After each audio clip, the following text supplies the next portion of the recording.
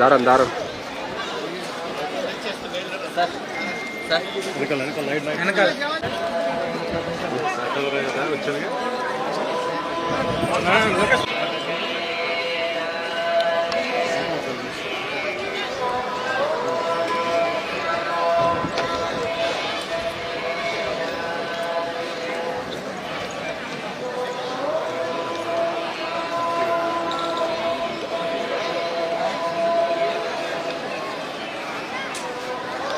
ఎక్కడ కూడా ఇప్పుడు సెల్ఫ్ ప్రొటెక్షన్, ఎవరైనా వారి ధనమాన ప్రాణాలను కాపాడుకోవడానికి ఫస్ట్ జడ్జి అతనే.